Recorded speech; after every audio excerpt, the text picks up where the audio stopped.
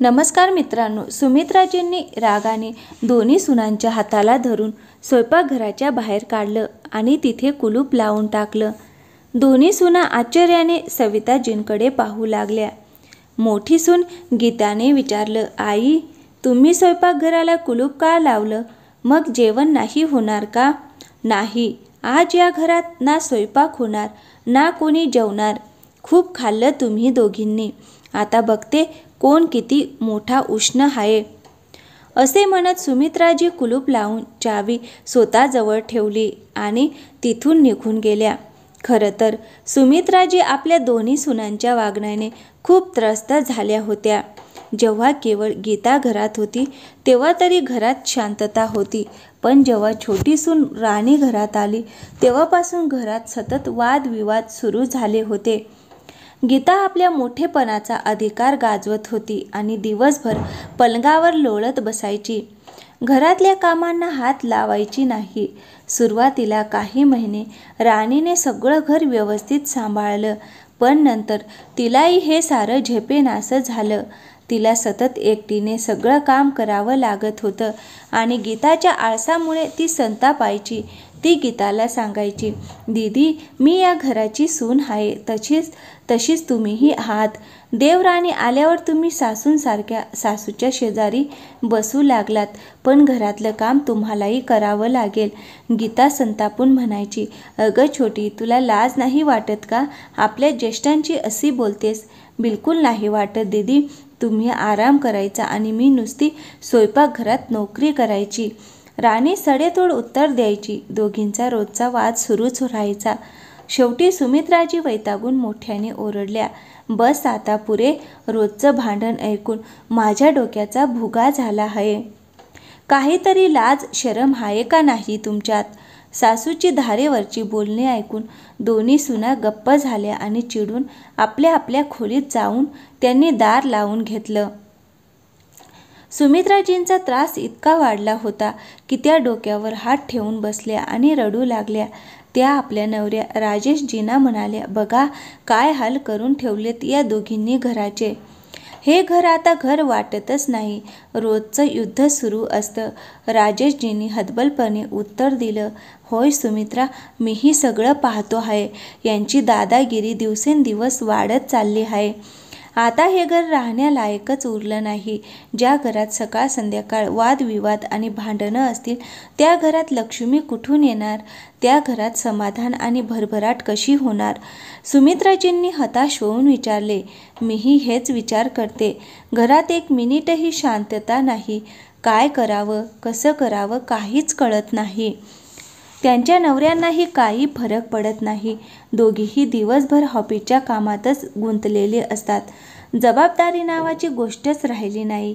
सगळं काही आमच्यावरच सोपवून ठेवलंय, पण आम्हीही किती दिवस हे सगळं सहन करायचं? सुमित्राजींनी निराश होऊन आपल्या पतींना सांगितलं.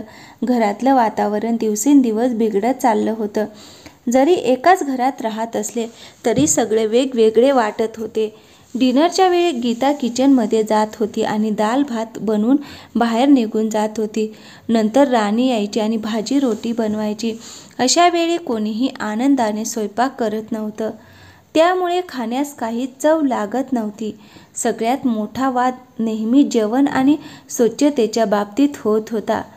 जर गीता झाडू लावायची तर ती पोछा टाळायची.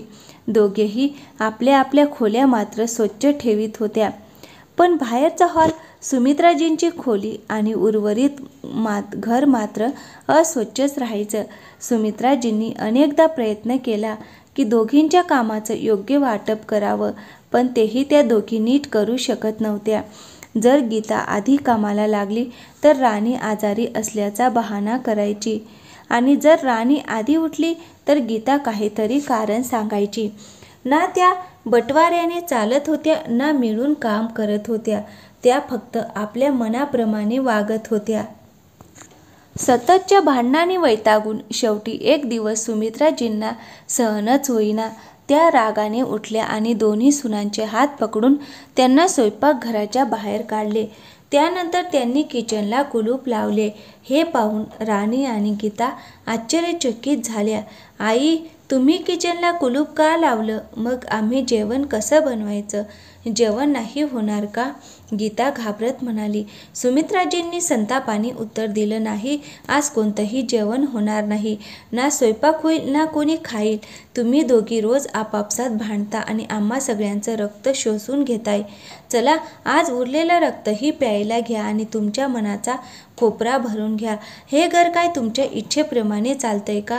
घर चालवण्याचा खर्च मी उचलते, राशन पाणी मी आणते, घरातील व्यवस्थाही मी पाहते आणि तरीही हे भांडण संपत नाही. असं म्हणत त्या कुलपाची चावी घेऊन आपल्या खोलीत गेल्या आणि आपल्या पती राजेशजी सोबत बसल्या. रात्र झाली पण किचन उघडलं नाही, जेवणही शिजवलं नाही. जेव्हा अमित आणि मंगेश घरी आले तेव्हा गीता आणि राणी त्यांनी त्यांच्या नवऱ्यांना सगळं सांगितलं. अमित, बघा तुमच्या आईने काय केलं. आम्ही काही बोललो की तुम्ही म्हणता आम्ही आईवर जळतो, पण बघा आईने किचनलाच कुलूप लावलंय. सगळं घर उपाशी आहे, मुलंही उपाशी आहेत. आता तरी काहीतरी बोला. तसंच राणीनेही मंगेशकडे तक्रार केली.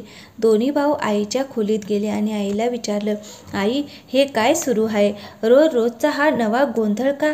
सुमित्राजींनी शांततेत उत्तर दिलं, भांडण कोण करतंय? हे तुमच्या बायका करत आहेत. आता यांना चांगली शिकवण द्यायला हवी होती. या घरात शांती कशी ठेवायची हे मला शिकवावं लागेल. तुम्ही सांगा, आता मी काय करावं? अमित काही बोलणार तेवढ्यात गीता मध्येच म्हणाली, आई, घरातला जो काही माहोल आहे त्यावरून तर असं वाटत नाही की आपण एकत्र राहू शकतो. त्यामुळे चांगलं तर हेच होईल की तुम्ही आम्हाला स्वतंत्र करून द्या. गीता, हे तू काय बोलतेस? अमित तिला थांबवत म्हणाला. पण गीता शांत बसली नाही. भाऊ, यात काय चुकीचं आहे? आज नाहीतर उद्या आम्हाला वेगळं व्हावंच लागेल, तर मग आजच ते का करू नये? भाभी, हे कसले विचार आहेत? मंगेश तिला समजावण्याचा प्रयत्न करत म्हणाला. त्यावर राणी त्याला थांबवत म्हणाली, तुम्ही गप्प बसाजी, दीदी बरोबर बोलत आहे. या परिस्थितीत याशिवाय दुसरा उपाय नाही.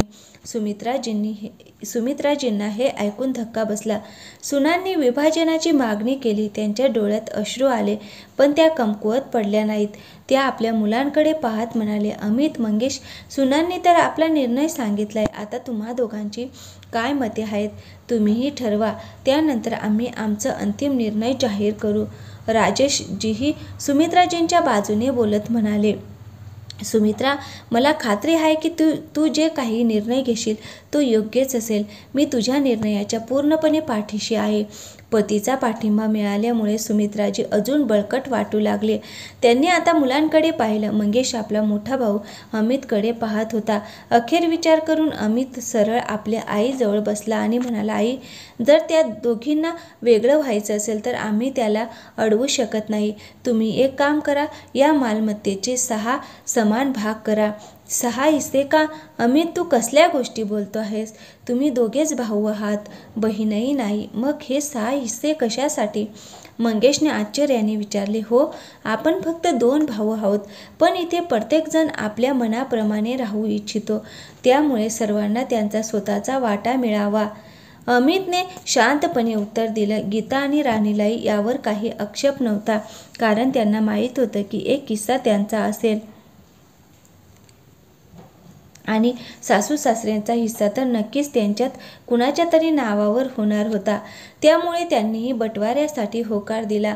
अमित म्हणाला, आई, एक काम कर, वकिलाला बोलवा आणि 6 हिस्से करून त्यातील 2 हिस्से या दोघींना द्या.